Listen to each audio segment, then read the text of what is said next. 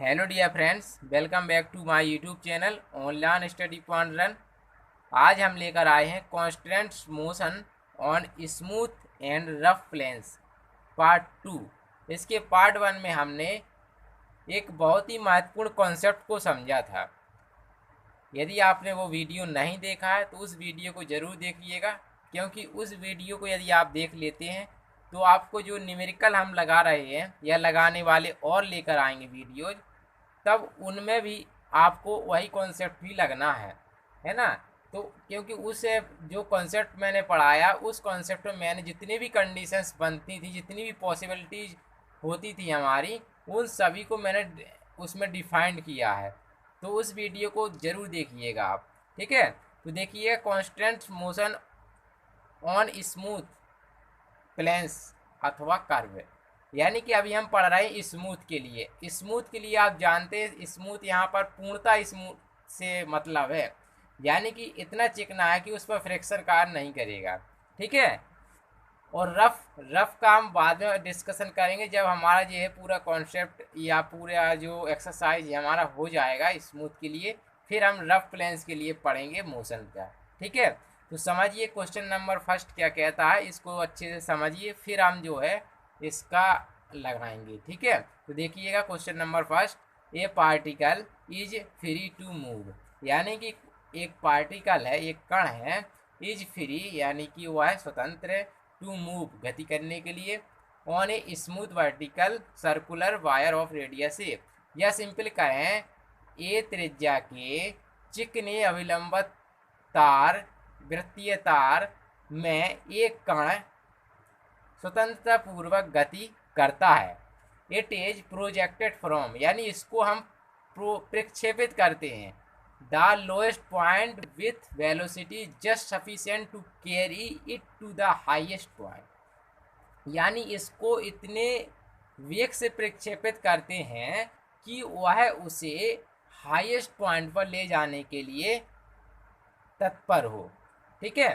तो so that हमें सिद्ध करना है कि द रिएक्शंस, तो यहाँ पर रिएक्शन दे दिया है, इसके कॉन्सेप्ट में हमने टेंशन लिया था, है ना। तो उससे कोई डिफेंड नहीं पड़ेगा, चाहे रिएक्शन दे दे क्वेश्चंस में या फिर टेंशन दे दे, ठीक है।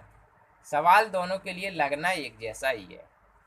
Reaction between the particle and wire is zeros, यानी कि जो पार्टिकल के बीच जो रिएक्शन कार्य कर रही है, तो एक समय के पश्चात वायर इज जीरो, यानी वायर इज जीरो का मतलब है कि वायर टूट जाता है। और जानते हैं वायर यदि टूट जाएगा तो समझ लीजिए कि उसका जो टेंशन अथवा रिएक्शन है वो जीरो हो गया, है ना।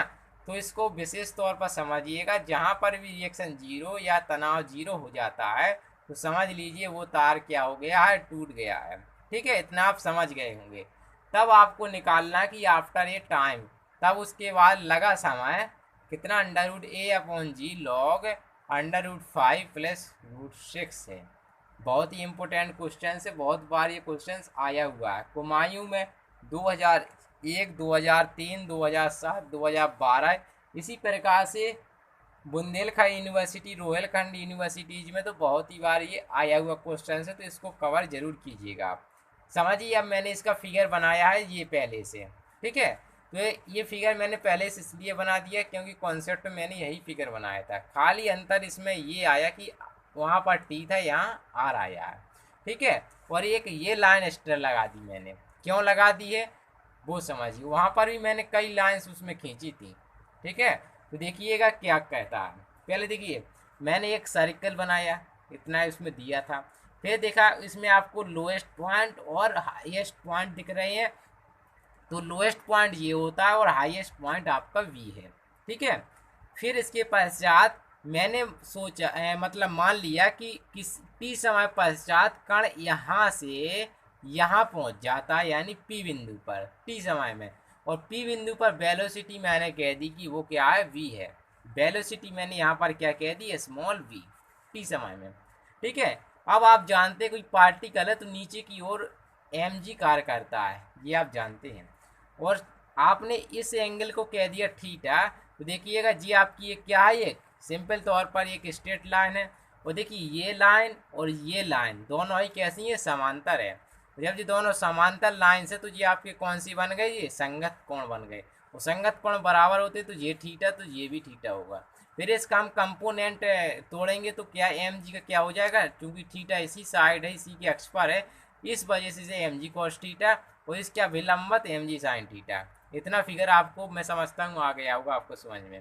ठीक है, फिर देखिए इस इतने यहाँ से यहाँ तक मैंने कह दिया कि ये एस डिस्टेंस है, ए पी यानी आर्क जो है वो कितनी है, एस है। ठीक है, अब एस बराबर, अब आप जानते हैं कोण बराबर, आपने बहुत ही कम कक्षाओं में पढ़ा होगा, छोटी कक्षाओं में, कोण बराबर चाप बटे त्रिज्या। तो लगा दिया फॉर्मूला, तो एस का वैल्यू आ गई आपकी ए थीटा। ठीक है, तो यहाँ से आपको ये मिल गया, इतना मिल गया। ठीक, अब आपका यहाँ से कह रहा कि एक कंडीशन के पश्चात पार्टिकल जाता है ऊपर तो वायर क्या हो जाता है, टूट जाता है। सपोज मैं कह देता हूँ कि जो क्यू है यहाँ पर वायर क्या हो जाता है, टूट जाता है। तो यहाँ पर जब वायर टूटता है तो मैंने यहाँ से इस इतना एंगल को कह दिया कि ये थीटा 1 है। इतना समझ गए होंगे आप। ठीक है, अब जो मैंने फिगर्स में कहा थोड़ा लिखना भी जरूरी है, तभी नंबर हमें अच्छे मिलते हैं। तो आइए देखते हैं, पहले हम लिख लेते हैं। ठीक है, तो पार्टिकल के बारे में लिखिए पहले, late a particle of mass m be projected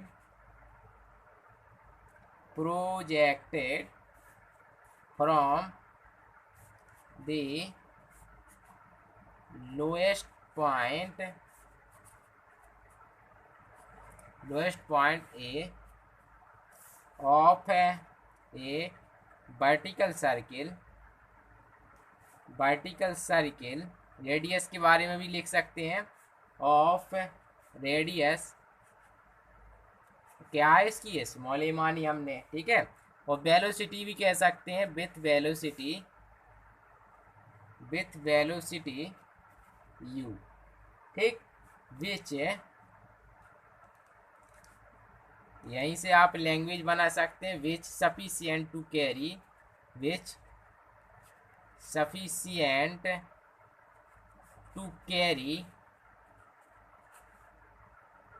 to the highest point. ठीक, HIGHEST हाईएस्ट पॉइंट। ठीक, तो ये हमने इतना लैंग्वेज में लिख लिया, इतना सिंपल है। अब हमने जो यहाँ पर इतनी लैंग्वेज थी उसके अकॉर्डिंग हमने ये लिख लिया। अब आपने एक पी बिंदु माना तो पी बिंदु के बारे में भी लिखना बहुत ज़रूरी है। तो यहाँ से हम लिख लेते हैं, let P is the position of the particle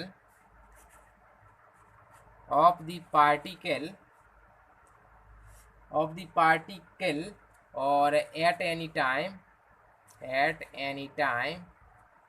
t। ठीक, such that कोण कह दीजिए, कोण कौन सा, ए, इसको ओ कह दो, AOP बराबर थीटा कह दिया हमने। ठीक, एंड जो आर्क है आपकी, आर्क AP क्या मान ली, एस मीन्स ए थीटा। ठीक, अब यहाँ से आप जो है आपने लैंग्वेज लिख दी है, थीटा 1 के बारे में भी लिख सकते हैं, लेकिन उसको बाद में लिखें जब कंडीशन लगाएं तो ज़्यादा बेटर रहेगा। तो हम आगे इसको क्या करेंगे, आगे हम समझने के लिए इसमें हम equation of the motions find कर लेते हैं। Then the equation of the motion of the particle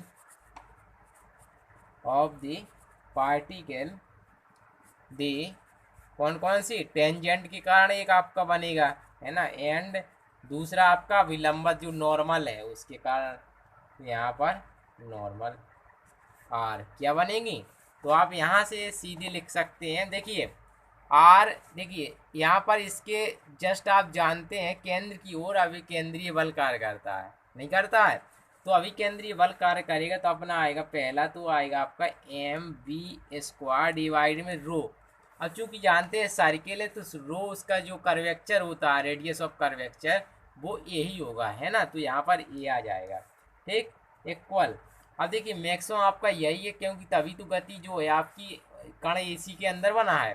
तो यहाँ से आपका मैक्सिमम ये, तो यानी r minus m g cos theta, ठीक है। इक्वेशन आप इसे फर्स्ट कह सकते हैं। एंड इसी प्रकार से आप कह सकते हैं, देखिए ये आप एम जी साइन थीटा आपका ये है, और इसके जस्ट अपोजिट में क्या हो सकता है, देख सकते हैं गति हो रही है, तो यानी वेलोसिटी के रूप में त्वरण।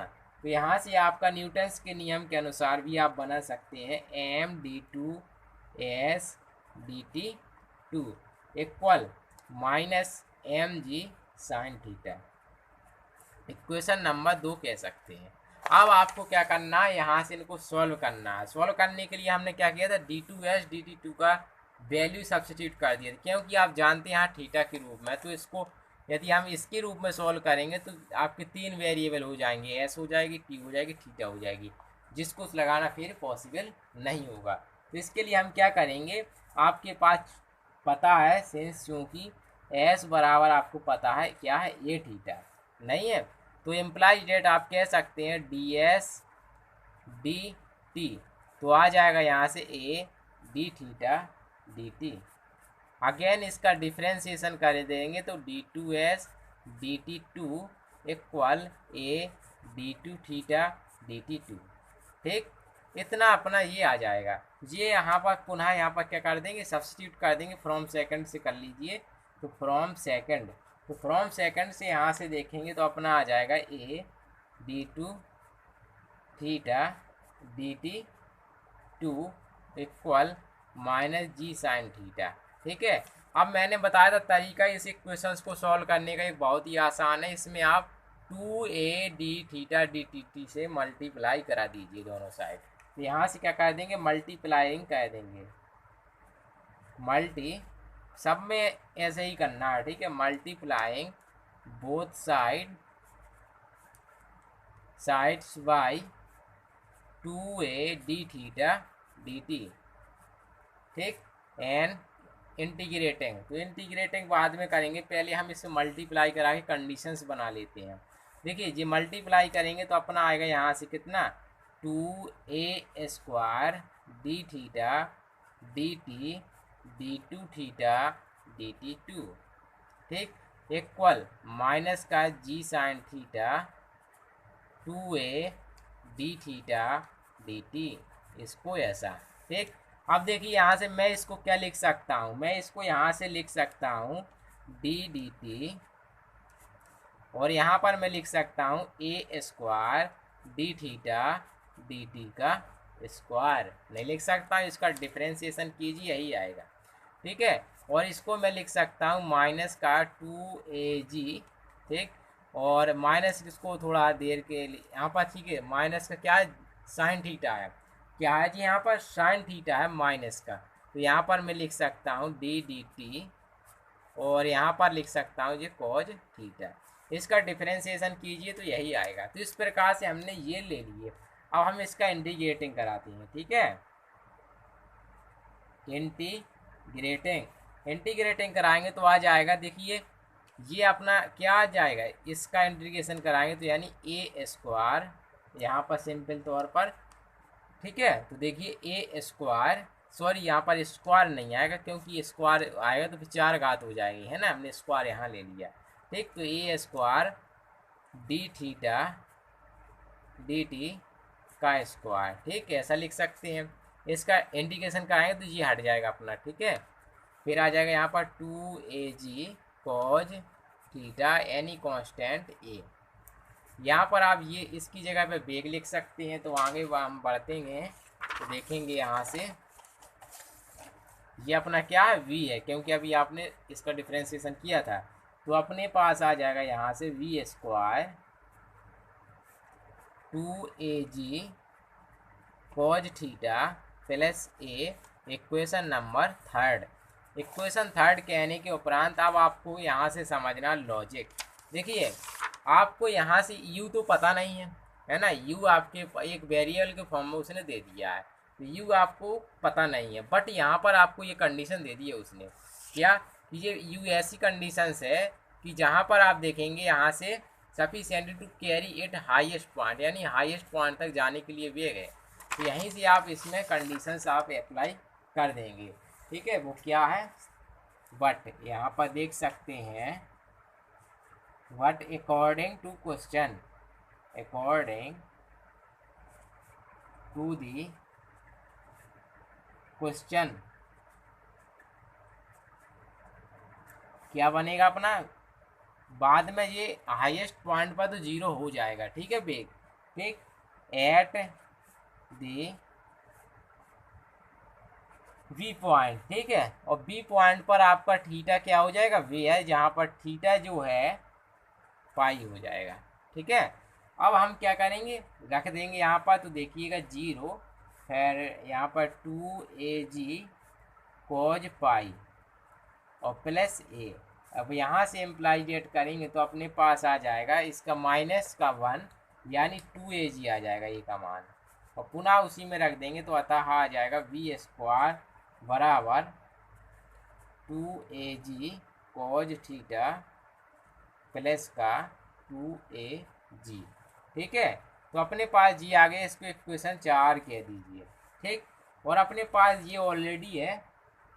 अब देखिए स्विंस चूंकि फ्रॉम जो आपका कितना था सेकंड, जो आपका सेकंड था उससे ले लीजिए, तो आपके पास प्रतिक्रिया के रूप में एक संबंध निकाला था आपने, वी स्क्वायर डिवाइड में a equal r minus m g cos theta, यही तो निकाला था।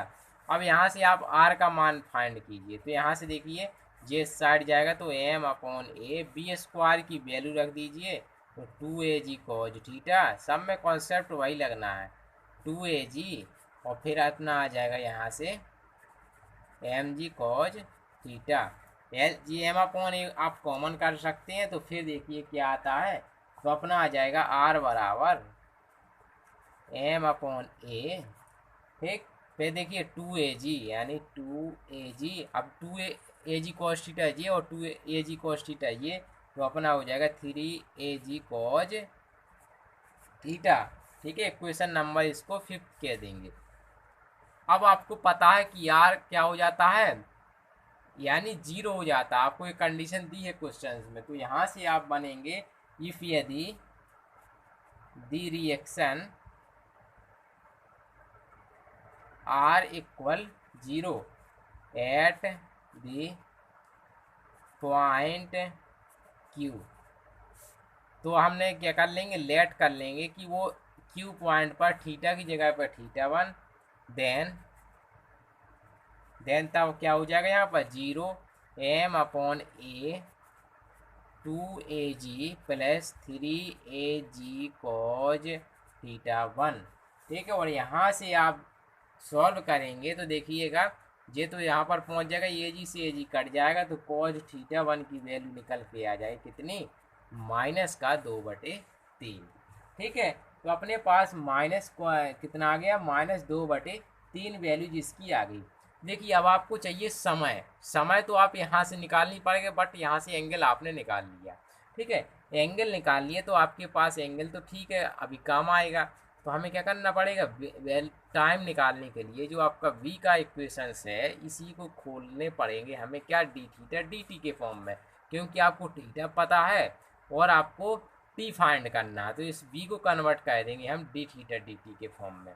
ठीक है, तो आगे हम यहाँ से बढ़ेंगे तो देखेंगे क्या आता है, तो आगे बढ़ते हैं यहाँ से, तो देखिएगा हम बी स्क्वायर को क्या लिख सकते हैं, यहाँ से देखिए फ्रॉम फोर्थ से, तो अपने पास है यहाँ से a d theta d T का स्क्वायर इक्वल, और फिर अपने पास 2AG वहाँ पर कॉमन था तो 2AG कॉमन कर लीजिए, तो आ जाएगा कॉज थीटा प्लस 1। ठीक है, कॉज थीटा प्लस 1, और 1 को आप नेगलेक्ट कर सकते हैं, तो यहाँ से अपना आ जाएगा कितना 4AG, क्योंकि इसमें 2 आगे आएगा, तो यहाँ से कॉज स्क्वायर थीटा बाई 2, हमने इसको कॉस थीटा और वाला ये फॉर्मूला होता है cos 2 थीटा का, उसका हमने खोल दिया, तो ये आपका निगलेक्ट हो जाएगा। ठीक है, इतना करने के पश्चात देखिएगा तो इसमें हम वर्गमूल ले लेंगे। ठीक है, तो अपना आ जाएगा डी थीटा डी टी। तो ए से यहाँ से काट सकते हैं, ए से ए, तो अपने पास यहाँ से देखिएगा यहाँ ए है, यहाँ पर रूट ए, तो अपना जी अपॉन ए आएगा, है ना। तो यहाँ से हो जाएगा 2 under root g upon a cos theta by 2। अब आपको सोच रहे होंगे कि इसमें प्लस माइनस में जो टूटेगा, तो देखिएगा, समझिएगा चित्र से पहले। देखिए, मैंने बताया था किसी भी क्वेश्चंस को सॉल्व करने के लिए इस वाले चैप्टर में आपको डायरेक्शन देखनी है और डिस्टेंस, और इसमें कभी कभी आपको टाइम भी देखना पड़ेगा। तो देखिएगा, इसमें आप देख सकते हैं और एंगल भी देख सकते हैं, क्योंकि एंगल भी एक डिस्टेंस की भांति ही कार्य करता है। तो देखिएगा, डिस्टेंस तो आपकी अब गति कैसी हो रही है, ऐसी हो रही है। ठीक है, तो देखिए ऐसी गति हो रही है, तो यहाँ से वेग के सापेक्ष आपका निरंतर जो है आपकी चाप बढ़ रही है, थीटा भी बढ़ रहा है ना, और समय भी बढ़ेगा, क्योंकि आप जानते हैं यहाँ पर कुछ कम समय लगेगा, लेकिन जैसे ही गति बढ़ेगी तो समय भी ज़्यादा लगेगा, है ना। तो इस वजह से सभी इंक्रीज हो रहा है, इस वजह से हम ये पॉजिटिव साइन लेंगे। ठीक है, समझ गए होंगे। तो यहाँ पर हम लिख भी सकते हैं पॉजिटिव साइन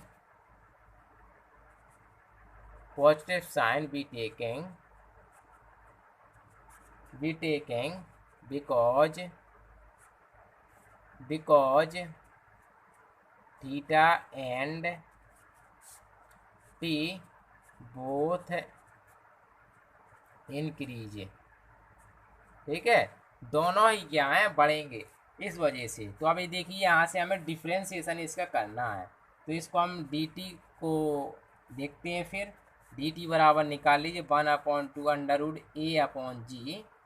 ठीक है, इंटीग्रेशन, चलिए अभी तो मैं इंटीग्रेशन नहीं लिया, तो यहाँ पर sec theta by 2 d theta. ठीक है, इतना आ गया। अब आपको क्या करना है, लिमिट लेना पड़ेगी, और फिर क्या करना पड़ेगा, यहाँ से सिंपल तौर पर आपको सॉल्व करना है। ठीक है, तो देखिएगा, यहाँ से इंटीग्रेटिंग करना है इसका, इसको साफ लिखेंगे,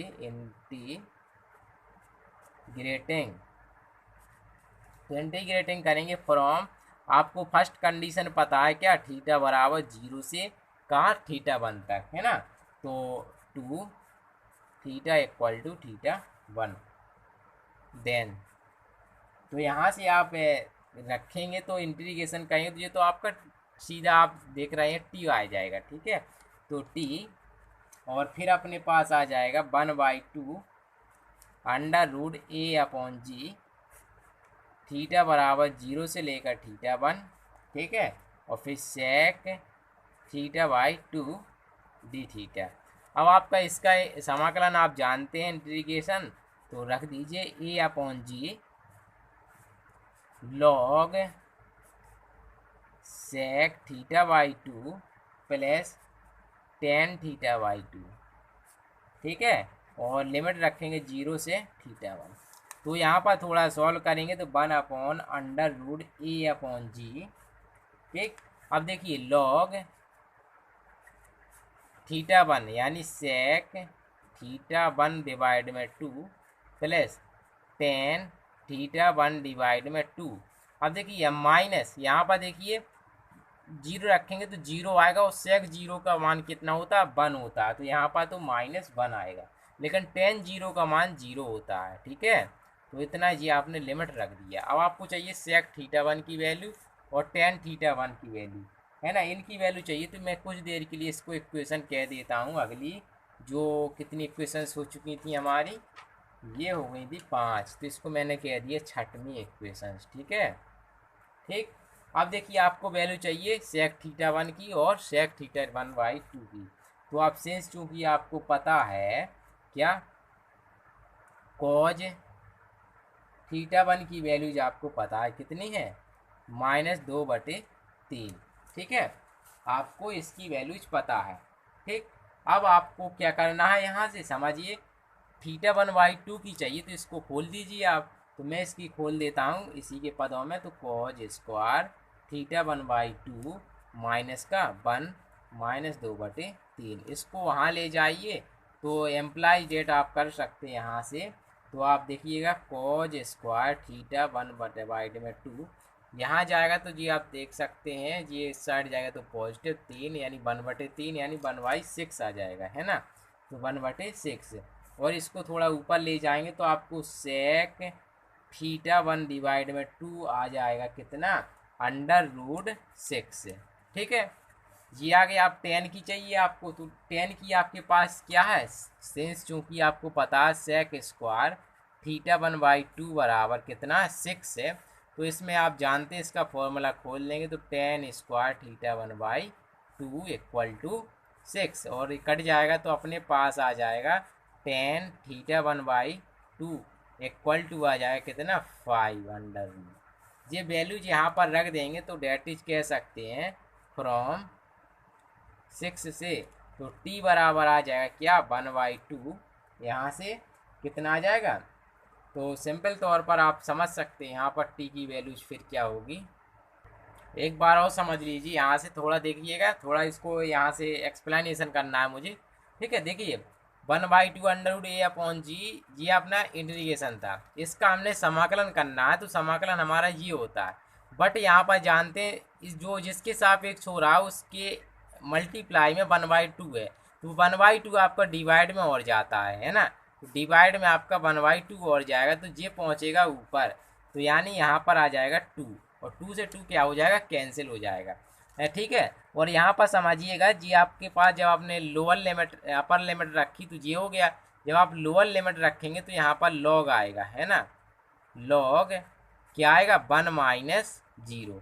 ठीक, क्योंकि सेक थीटा इसकी वैल्यू 1 और यहाँ पर इसकी वैल्यू 0। ठीक है, तो जी आएगा यहाँ पर। ठीक, पहले मैंने ध्यान नहीं दिया, इसके लिए माफ़ी चाहता हूँ।